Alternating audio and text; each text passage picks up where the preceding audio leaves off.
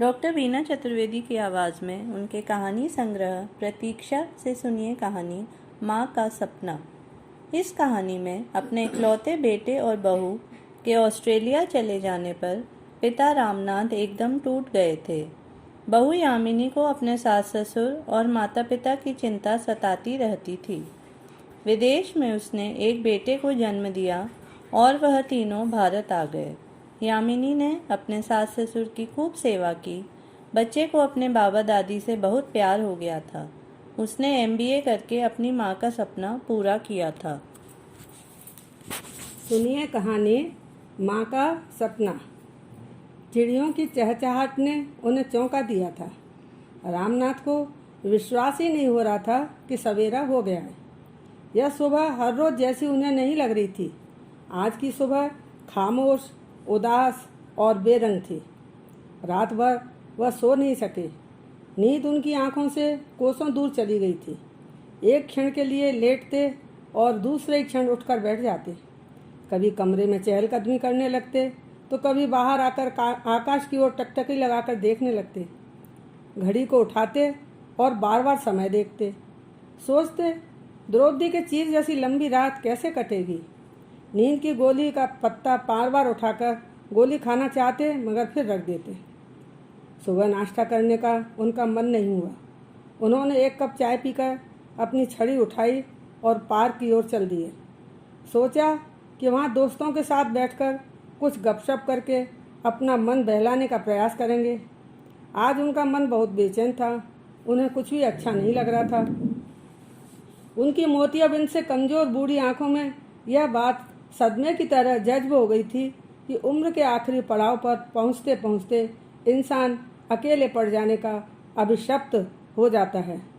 अकेले पड़ जाने और उम्र दराज हो जाने का यह एहसास उसे कितना अकेला कर देता है और कितना डराता भी है।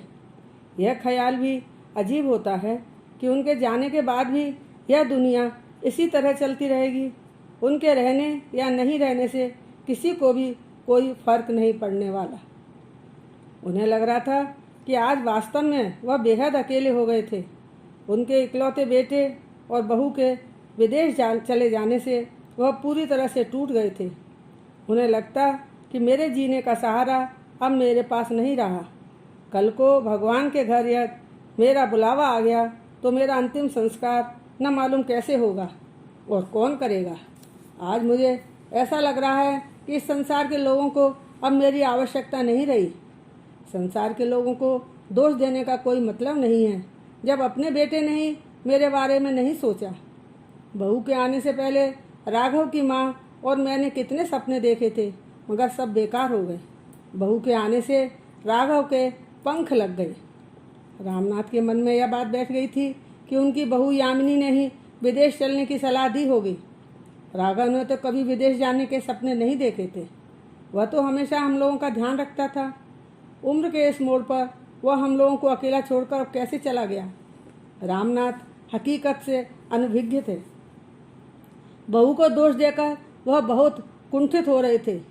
राघव बहुत ही होनहार और समझदार बेटा था। उसने IIT से इंजीनियरिंग की थी। उसकी पत्नी यामिनी ने IIM से MBA किया था। दोनों की शिक्षा टॉप की थी। राघव चाहता था कि कुछ समय विदेश जाकर हम दोनों नौकरी करके अधिक से अधिक पैसे कमा लें और फिर वापस अपने देश आ जाएंगे। राघव की इस बात का काफ़ी समय तक यामिनी ने विरोध किया। वह नहीं चाहती थी कि ढलती उम्र में अपने सास ससुर को अकेला छोड़कर विदेश जाए। राघव अपने माता पिता का इकलौता बेटा था। उसके अलावा माता पिता की देखभाल करने वाला उनका अपना कोई नहीं था। राघव की जिद के आगे यामिनी की नहीं चली और उसे राघव के साथ जाना पड़ा। ऑस्ट्रेलिया के लिए उड़ान भरने को तैयार उनका हवाई जहाज रनवे पर तीव्र गति से दौड़ रहा था और उसके साथ यामिनी का दिल भी तेजी से धड़क रहा था। उसके जीवन की नई शुरुआत होने जा रही थी। पीछे छोड़कर आए अपने माता पिता और सास ससुर की चिंता उसे बेचैन कर रही थी। ऑस्ट्रेलिया पहुंचने के बाद दोनों एक फ्लैट में पहुंच गए। राघव बहुत खुश था मगर यामिनी को बहुत घबराहट हो रही थी। वह सिर्फ यही सोच रही थी कि इस अनजाने अनचीने देश में कैसे रहेंगे। प्रौढ़ावस्था से वृद्धावस्था की ओर कदम बढ़ाते सास ससुर को अपने बिछोह का दुख देकर हम लोगों ने ठीक किया या गलत, मस्तिष्क इस विषय पर तार्किक रूप से सोच पाने में असमर्थ हो रहा था। यामिनी के परिवार में तो माता पिता के अलावा भाई बहन सभी थे, मगर राघव तो अपने माता पिता की इकलौती संतान होने के कारण उनके माता पिता तो नितांत अकेले हो गए। राघव और यामिनी धीरे धीरे ऑस्ट्रेलिया के नए और अबूझ माहौल में एडजस्ट होने लगे थे। राघव की नौकरी एक अत्यंत प्रतिष्ठित बहुराष्ट्रीय कंपनी में अच्छे पैकेज के साथ लग गई थी और यामिनी ने भी फिलहाल पार्ट टाइम ऑफिस ज्वाइन कर लिया था। घर गृहस्थी के कामों के साथ ऑफिस की व्यस्तता में दोनों का समय कब निकल जाता इन्हें पता ही नहीं लगता। सोमवार से शुक्रवार तक दोनों को एक दूसरे के साथ तसल्ली से बात करने तक की फुर्सत नहीं मिलती। अवकाश के दिन घूमते फिरते नए मॉल में जाकर एंजॉय करते और ये एक दूसरे को समझते। देखते ही देखते उनके विवाह के 2 वर्ष व्यतीत हो गए। दोनों के अकाउंट में अच्छी खासी रकम इकट्ठी हो गई थी। अवकाश का दिन था। यामिनी चाय बनाकर लाई। दोनों का मूड बहुत अच्छा था। चाय की चुस्कियों के बीच यामिनी ने राघव से पूछा, राघव, आपको नहीं लगता कि यहाँ रहकर हम यांत्रिक हो गए हैं? हम लोगों की शादी को 2 वर्ष हो गए। सच सच बताओ कि हमने कितना समय एक दूसरे के साथ सही मायनों में व्यतीत किया है। अपने माता पिता से दूर, भाई बहन नाते रिश्तेदारों से दूर और अपने देश से दूर रहकर यहाँ की यांत्रिक जीवन शैली का एक हिस्सा बनकर हमने क्या पाया है? हाँ, एक चीज़ हमने यहाँ भरपूर पाई है, इसे हम नकार नहीं सकते, और वह है पैसा। हमारे माता पिता वृद्धावस्था की ओर अग्रसर हो रहे हैं। उन्हें हमारी ज़रूरत है। हमारा फर्ज है कि हम सुनियोजित ढंग से उनकी देखभाल करें। बोलो राघव, क्या मैं गलत कह रही हूँ? राघव ने कहा, नहीं, तुम गलत तो कुछ भी नहीं कह रही हो, लेकिन पैसे की अहमियत भी तो कम नहीं होती। सुख सुविधा संपन्न जीवन जीने के लिए पैसा होना अत्यंत आवश्यक है। मैं सोच रहा हूँ कि एक अच्छी रकम मैं अपने माता पिता के अकाउंट में ट्रांसफ़र कर दूँ। इस प्रकार से वह लोग अपने लिए सभी सुख सुविधाओं की सामग्री जुटाकर अच्छी तरह और आराम से अपना जीवन व्यतीत कर सकेंगे। राघव का इस तरह का जवाब सुनकर यामिनी को बहुत गुस्सा आया और वह कहने लगी, राघव, आप भी कैसी बातें कर रहे हैं? माना कि पैसा बहुत कुछ होता है, मगर सब कुछ नहीं। उन्हें हमारे पैसों की ज़रूरत नहीं है। पिताजी की पेंशन से उनका काम चल जाता होगा। उन्हें हमारी ज़रूरत है। उम्र के इस पड़ाव पर उन्हें सहारा चाहिए, न कि पैसा। राघव कहने लगा कि शायद तुम ठीक कह रही हो, अब हमें इस विषय में सोचना ही होगा। यामिनी को राघव की बात सुनकर बहुत शांति मिली और वह कहने लगी, चलो वापस भारत लौट चलते हैं। वहाँ पहुंचकर हम दोनों मिलकर इतना तो आराम से कमा सकते हैं जिसमें हमारी घर गृहस्थी सुचारू रूप से चल सकेगी। हमें अपने परिवार के बारे में भी तो सोचना होगा। हर कार्य का एक सही समय होता है। राघव ने तत्काल जवाब दिया, नहीं नहीं, अभी नहीं, कुछ समय पश्चात हम इस विषय में सोचेंगे। तुमको जल्दबाजी क्या है?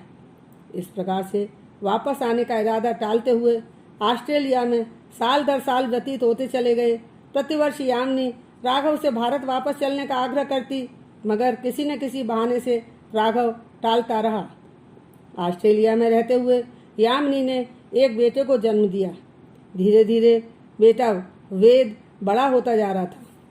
वह अपने माता पिता के अलावा घर के किसी सदस्य को नहीं जानता था, मगर राघव को इस बात की कोई परवाह नहीं थी। राघव और यामिनी अपने अपने कामों में इतने व्यस्त रहते जिसके कारण वेद की परवरिश उचित ढंग से नहीं हो पा रही थी।